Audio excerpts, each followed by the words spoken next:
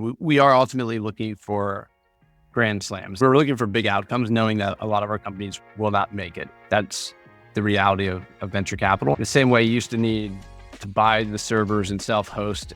If you wanted to start a software company in the 90s, the barriers of entry have been coming down for a long time. And I think we'll see more company formation, and it'll just be harder to identify which ones will be successful. If there's a way to build a consumer brand as a lifestyle business, it can compound be an amazing lifestyle brand where you have a lot of income coming off of it. You're generally kicking someone else out. And so it's, can you move more product than what was taking that 3-inch slot in the fridge before?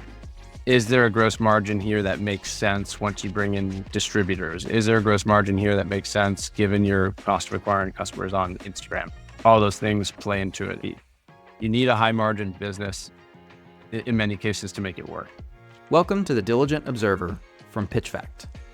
I'm your host, Andrew, and every week I share insights and strategies to help angel investors make better bets. My guest today is Brook Stroud. Brook is a senior principal at Alumni Ventures, where he applies his passion for early stage investing, drawing from both his experience as an entrepreneur and an investor.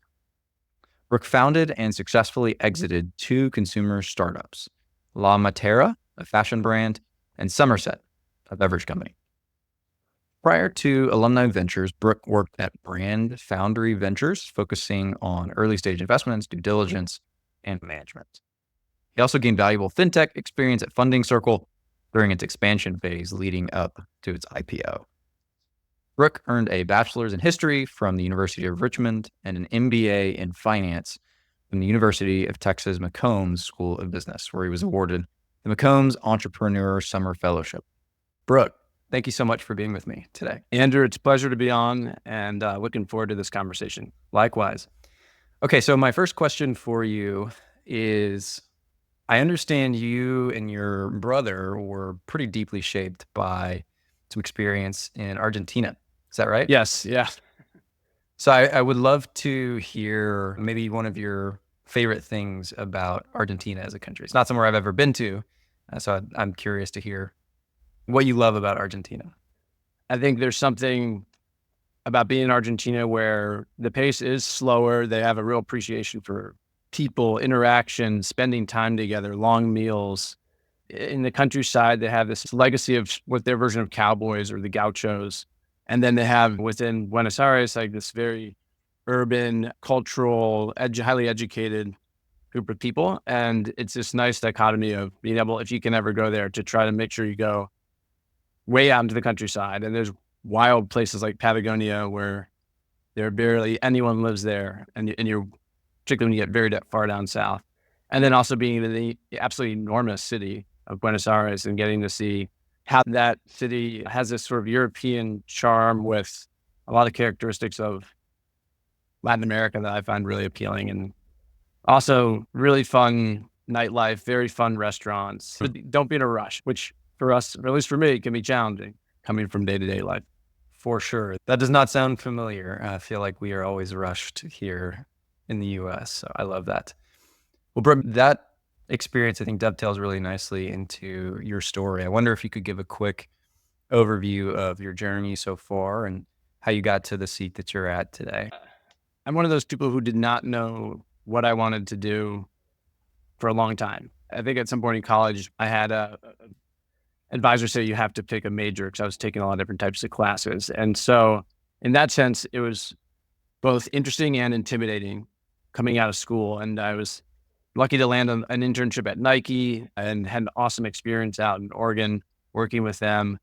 And also had been one of those people who like to think about business ideas. So I guess there was like an entrepreneurial instinct or something that was there where I was trying to think through where were there opportunity spaces. And so I had a bunch of different ideas of things I wanted to do, different company ideas. Some of them maybe not very well thought out, but one of them, give me an example of one of the not well thought out ones, but that you were excited about. Yeah, I guess it was somewhat thought out. So when I was at Nike, I saw in Oregon, in Portland, just tons of small breweries and people making craft beer. And I got back to Richmond and there's an enormous young population. There's universities nearby. There's a downtown. And I started looking around. There's 2 craft breweries in the entire area. And I was on impressed, and I don't think it was capturing like what I had seen in Portland. And I started asking friends who are from other southern desirable places after college, such as Charlotte. And it did seem like there was this opportunity to come in with a really well branded craft brewery that had a young energy to it and be able to capture some market there. And I think there were examples in Atlanta of a few breweries that had done that, but there seemed like to be these big cities that didn't. So you had small places like Asheville, North Carolina, or Charlottesville, Virginia, where there were breweries. So that was an idea as a college student. I'm thinking about beer. I think there was an opportunity there. I think the business model, as I learned out later, was very capital intensive and also difficult when you're dealing with distributors. So whatever happened with it, you just moved on to the next thing? Yeah, I actually did work part-time at a brewery and learned about the process of making beer. I kind of leaned more to I got really excited about the branding and the building of the brand and the marketing piece of it and a lot of different ways that could be exciting in terms of bringing in music and other events. I didn't have the same passion for brewing that these small pockets of enthusiasts had. And it did seem like that was one piece that I would need, at least in the co-founder. So I explored it, but didn't get to the point of putting together a business plan or trying it outside of working part-time.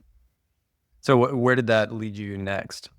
So again, bounced around and I did, and there's a theme, I guess alcohol is a theme. And I worked on a vineyard as well and got some experience doing that. Again, capital intensive, interesting lifestyle, very cool being outside and being in the countryside, something I really enjoyed. Probably not the best business model for my personality.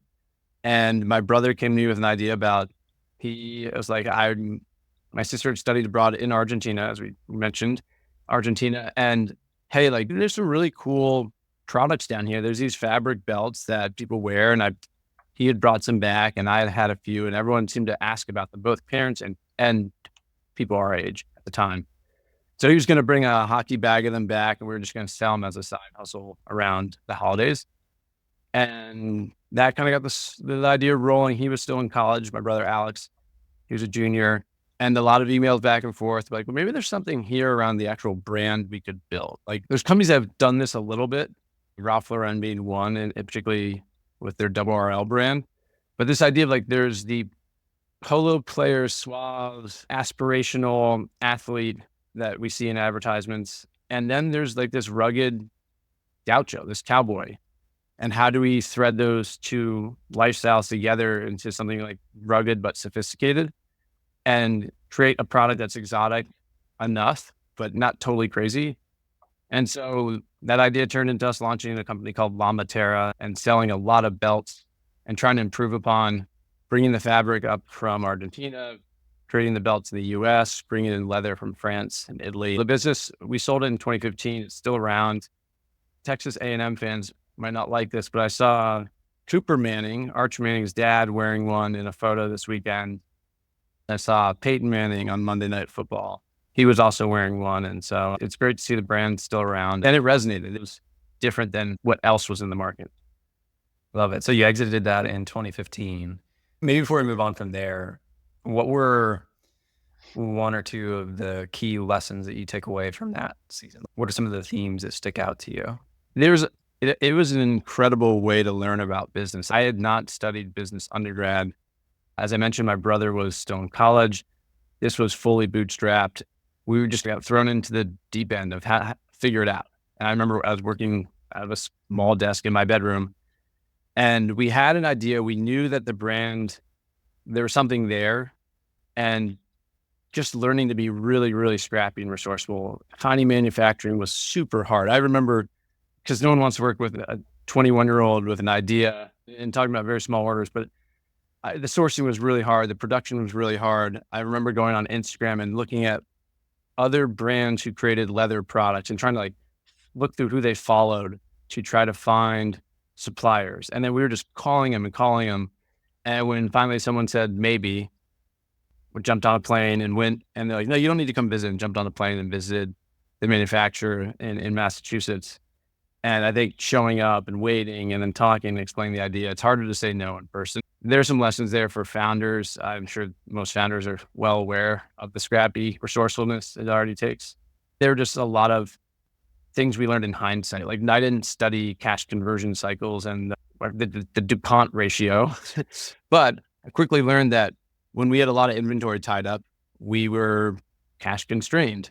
The faster we could turn over inventory, the more cash flow we had for the business to grow. There's some of the stuff we learned by doing, and we were lucky that we had a product that from the beginning resonated, but we didn't have a marketing budget. So there's a lot of just different business lessons. We increased the price and we sold more, like things that I hadn't studied, but we learned by trying, and we got some things wrong, obviously. It was really a good way as a young person to experience how hard it is to run a business and appreciate that. Okay, so you exit in 2015, then what happened? So I had an idea that I wanted to go to business school. I'd worked with MBAs who were, as a class project, helping me with the sale of the company, which was great.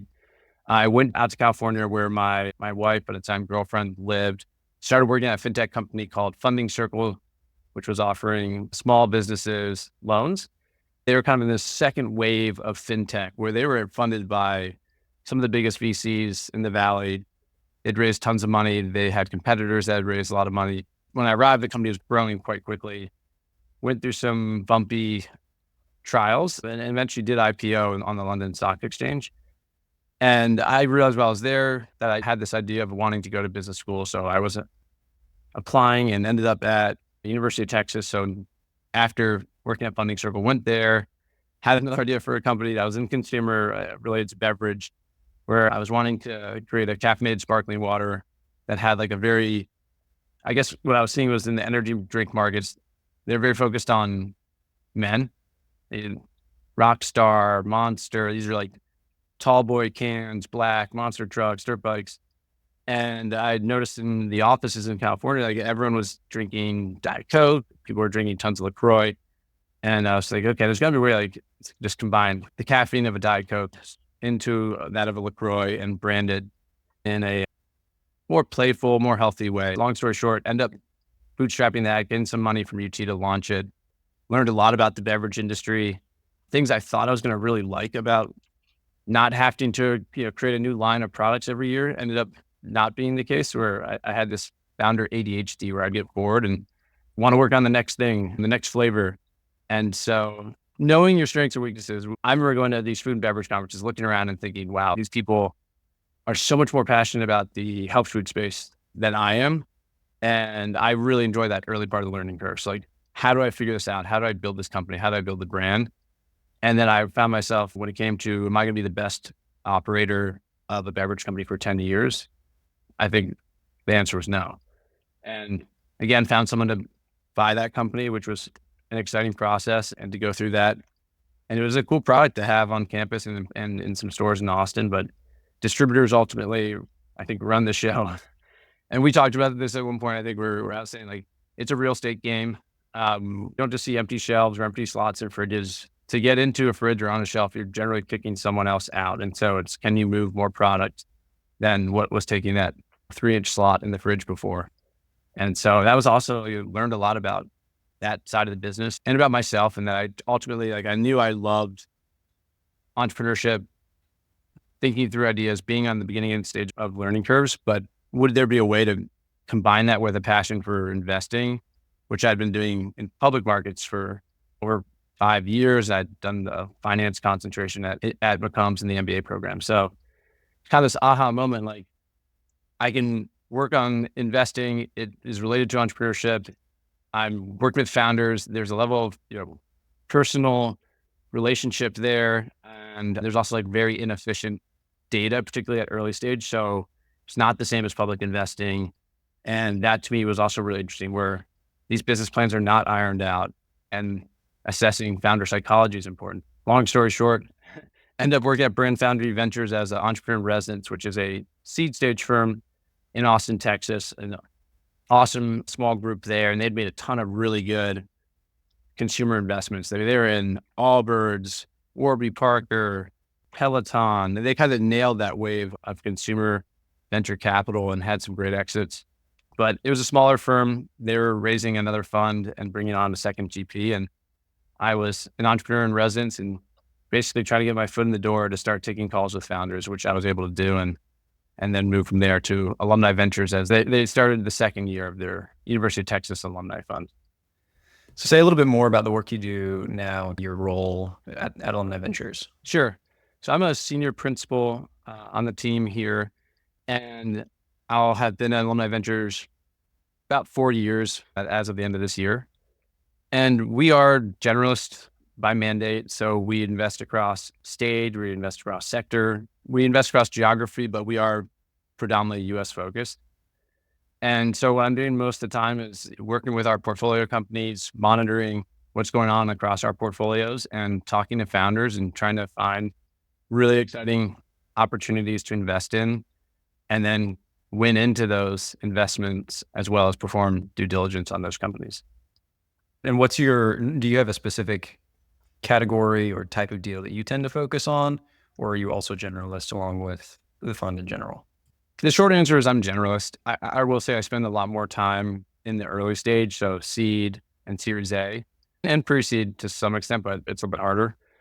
I would say like the goal for us is to try to be generalist, but like what we describe as like T-shaped. We look at a lot of different categories. I'd say where I spend more time is going to be on B2B software, vertical SaaS, and coming from some level of fintech background and fintech investing, I will tend to look at those companies more than, let's say, life sciences. And I'm curious, as you've transitioned from the operator role into this investor seat, has the passion that you mentioned remained? Like, so both with Matera and Somerset, you mentioned getting into it, looking around and realizing, oh, wow, this isn't for me long run. Let's pivot out. Have you experienced something similar in this role yet, or are you still fired up about it? So I think what's been really unique about this industry at large and this role is, as I alluded to, like I get bored with things, but I love learning. And so I've always been innately curious, wanting to understand how things work, particularly, and also very interested in finance and investing. And so for me, the answer is like, now I get to try to ramp up quickly, learn a lot about a company, assess tons of different variables, many of which I don't have accurate signal. So I'm going to get things wrong, but really find some really exciting opportunities. And so that is why I think if I zoom out, the ability to optimize a career, at least right now, around learning has been amazing for my personality type. Now, that does come with a lot of operational work. We have a lot of portfolio companies sending in investor updates. We're catching up with founders. It's a lot of companies to keep track of. And so there's certainly a significant amount of administrative work that has to be done. So it's not all talking to founders and deciding to invest. There's plenty of work behind the scenes to keep us on top of what's going on. That part is still making sure that that's all up to date. But when it's companies we're excited about and I'm excited about, generally looking forward to seeing that email arrived and see what the latest updates are, or catching up with that founder. But we also are, reaching out to founders through introductions and also sometimes cold. Just here's why I want to jump on a call with you. And that's part of the business as well. It doesn't get talked about as much. Say more about that. The cold outreach to founders that you're hearing about. What drives you to do that? So part of it is just speed. And in venture capital, particularly when you see a company that you think is interesting or could be at an inflection point, if there's a warm introduction, great. And that's definitely a preferred way to get in front of a founder. But there's an element of speed of just stating clearly why you want to talk to that founder and a little bit about yourself or your firm. And in that sense, it's sales. And you're hoping they take the call and you both have a good conversation and you learn a lot about either why you do want to invest or why you don't. And I think there are some people who, if it's not a warm introduction, they might not want to make that cold email outreach. And I've seen it work pretty effectively. No kidding. Any specific examples come to mind? Oh, we do it all the time. For example, Method Financial, there was a connection of the founders lived in Austin, went to UT. But in general, in that type of scenario, where it's a pre-seed company, it was just reaching out and saying, hey, I would love to learn more. And also, mind you, like, these are very young founders. But yeah, we do it all the time. Another fintech company called Capital that we reached out to, connect with, and eventually I flew to Mexico City and met them for a morning. And so sometimes you just have to put your name out there, and also showing up when possible can help a lot. I hope that that's encouraging to any founders out there that are listening to this. The cold outreach from VCs does happen. Yeah. And I will admit that, like, on the other side of it is we get an enormous amount of inbound to the level that, like, if I were to read and respond to all of them, I wouldn't have time to do my job. And so it kind of is like both ways. Like, I'm reaching out to founders and I don't always hear back. And the flip side, we're receiving a lot of inbound and we're trying to go through it. And when we can, get in touch with founders. But I think a lot of it, like, we're on lists, and that's fine. I give those founders credit for being resourceful. Okay, so you got pretty interesting experience and some expertise, and it seems to me like 3 separate categories. One would be consumer retail, another would be consumer packaged goods, specifically in the beverage space. And then lastly, sounds like you've done a lot of work recently in the B2B SaaS world. I would love to hear maybe 1 to 3 of the specific diligence questions that you like to ask that's unique to each of those categories. Like, let's say a consumer retail deal hits your desk. What are the first 3 questions that you're asking that are unique to that category? I got to caveat and say I've been kind of running away from consumer.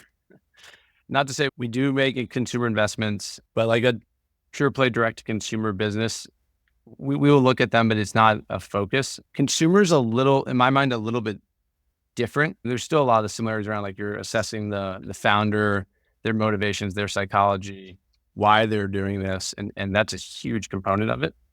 But there's an element even early on of just product traction that to me is slightly different than software. And that, like, if you're starting a consumer packaged good, presumably when you're going out to talk to a venture capital fund, you're at a point where there's some level of sales. Not, and that's not always the case, but ideally there's some level of sales. And at which point, like, trying to understand their roadmap, that person's roadmap for how are they going to scale this business, understanding their cost structure now, knowing that it's going to change and get better with economies of scale. And a word you hear a lot, that's like an industry term, is velocity, which is effectively just how quickly is your product moving off of shelves that you're in. And then you could get in a lot of other stuff, like obviously customer acquisition. You could put that, if you're selling online, what is your customer acquisition cost? How frequently does someone buy something from you? And so I think really trying to understand, what is the game plan? What's the business model? Knowing that this, like, in the early stage, like, it's going to change. It's not, the projections are not going to be correct, but can the founder articulate, like, here's our stepping stones. Like, we're doing this now, then we're going to do this, and has a plan that seems thoughtful or has an insight about the industry. But with consumer, ultimately, I'm going to, like, go back to metrics more so than others. And particularly thinking through, is there a gross margin here that makes sense once you bring in distributors? Is there a gross margin here that makes sense given your cost of acquiring customers on Instagram? All those things play into it. And they're hard. I've experienced this. Like, you need a high margin business in many cases to make it work. Well, it's fascinating hearing you say that you're running away from consumer opportunities, even though that was your background. Say more about why it is that that's not a category that you're particularly excited about right now. I get excited about the products. It's me putting on my venture capital hat and trying to think through, like, from a portfolio standpoint, we are ultimately looking for grand slams. Like, we are not looking for doubles or home runs. Like, we're looking for big outcomes, knowing that a lot of our companies will not make it. And that's the reality of venture capital. And I think the other thing I didn't discuss was just the exit opportunity. And it's kind of like, you're talking as a founder who's launched a cool beverage company and it's bootstrapped. Thinking about exits is kind of like, are we putting the cart in front of the horse here? But it is important to be like, what does extreme success in this category look like? And then, like, what is the not getting into specific probabilities, but like, how often does that happen? I'll give you a beverage example. There was a lot of acquisition happening, I don't know, probably 10 years ago. I could have that number wrong, in beverage, where Coca-Cola was buying tons of companies, whether it's Zico coconut water, and they're very high multiples. So this was like a very interesting category where they're paying a lot of money for these up and coming brands. And that has seemed to slowly decline. And Coca-Cola, in fact, has sold off a couple dozen of those brands they bought. And other companies have wrote down crazy multiples they spent on acquiring companies, whether it's like Ballast Point Brewery. Like these are companies that were doing very well. And I think big CPG was like, we will buy them. You've done well in this geography. And we'll extrapolate that across the country with our distribution network. And it turns out like a brewery that's really popular in San Diego will do well across the country, but the numbers might not translate to as well. So anyways, that's like a long-winded answer saying the multiples at exit can be really challenging. That's interesting dialogue because so many entrepreneurs start consumer brands, right? It's something that we can touch and feel and get excited about. And it feels like a lot of entrepreneurs, that's their first idea is some kind of consumer product. Case in point, 2 examples. Right. So you did it twice. Once wasn't enough.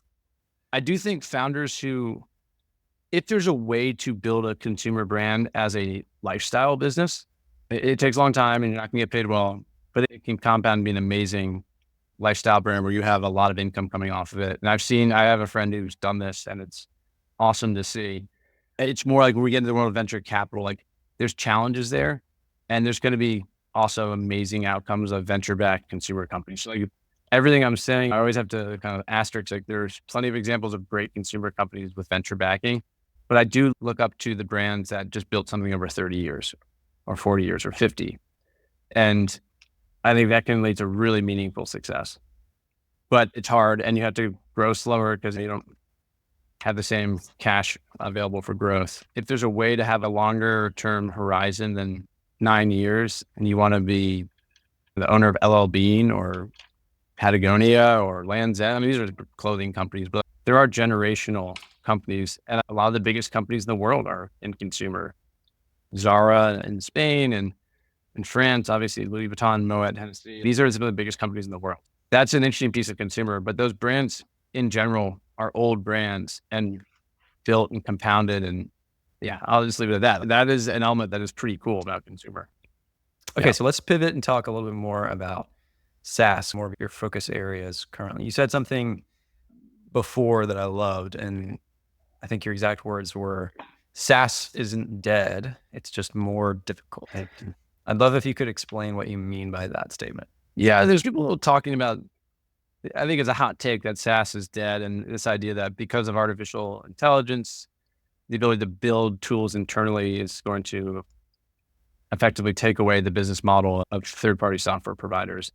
And the quick answer is like, there will be successful SaaS companies.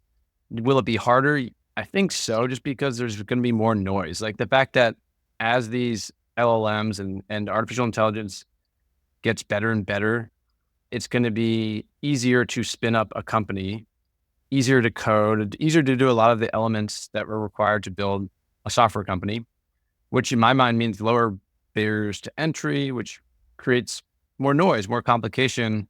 So it's not a negative, it's more just a reality. Like the same way you used to need to buy the servers and self-host. If you wanted to start a software company in the 90s, the barriers of entry have been coming down for a long time. And I think we'll see more company formation and it'll just be harder to identify which ones will be successful. The bigger point about why I don't think it's dead is that if you're a company, you're always going to have to figure out where are you going to spend most of your time. And you want to be very focused on what is the highest value for your time and effort and where can you outsource key points of expertise to people who spend all day thinking about that. And so you're not trying to do everything yourself. Like if my sink breaks or my lights stop working, I call people with expertise in that category versus trying to learn it all myself. And that's a decision based on time and energy. So anyways, I do think AI will allow companies to build more in-house. I just think the idea that like amazing products with better data, better user experience, I don't want to undervalue that because I don't think it's all about just the ability to generate code. And a lot of really successful software companies, it's the product works, but it also like it's delightful to use. And there's insights that come from spending all day thinking about a problem and working on it with a team. So that's my long-winded spiel about why I don't think third-party SaaS is dead. I think it's going to be a huge part of our economy, but identifying the top companies might get harder and harder. How do you evaluate a SaaS opportunity now, given what you just shared? I do think there's more noise, and the challenge that people in the investment world are describing is, in the past, if you hired data engineers and you spent a lot of time working on something, and you spent a lot of money building something, like how quickly can a new entrant come in and scale up a similar product without spending as much money? Ultimately, like at the early stage, it's going to come down to trying to really understand the founder and what key insight he or she have about this industry that is underappreciated by other people, by the industry itself. And then what is their motivation for starting this company? What's their product vision? Now, later on, you can get into how is the company doing from a product market fit perspective, and have they spent a lot of money to get there? Have they been very capital efficient? Look at the founder. Let's look at the idea. Let's think about the plan. Is there identifiable moats in terms of, as you scale, you have some sort of network effect, or you have access to some proprietary data set that's expanding that could be useful? It's this amalgamation of a lot of different things. I mean, the key answer is like, does this business have opportunity to be defensible? Is it riding some sort of technological momentum? Is there a wave that it's catching, or it's a little bit in front of that's going to allow it to keep growing? Sometimes it's like, does the founder just have an insight from working in that industry or from coming from a different outside industry that is either unexpected, may sound a little bit crazy, but you're feeling like there's something there. Like there's a contrarian aspect of it in some cases that, if they're right, could be really, really interesting.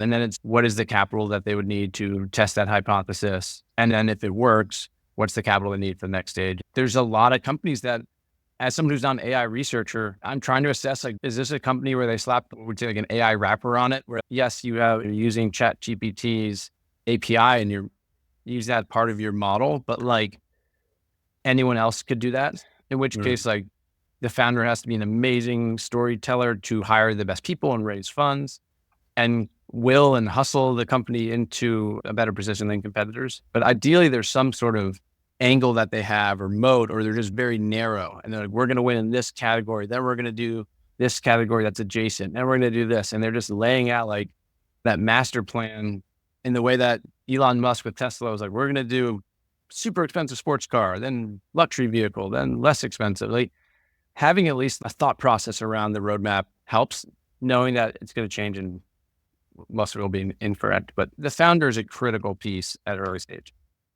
I wonder if you could share an example of a recent deal that you guys looked at or invested in the B2B SaaS space, and how you thought through some of this nuance with that particular deal.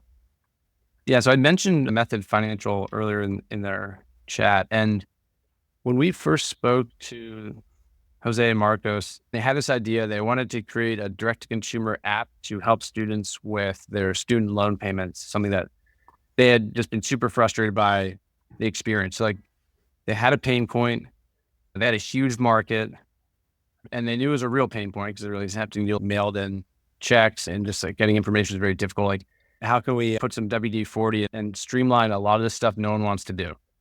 And so how can we reduce the friction?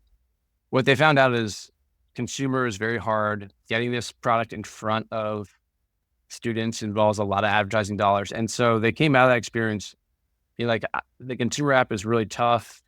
COVID is happening. And so student loans are being forgiven for a period of time. And when we chatted them, they were pivoting.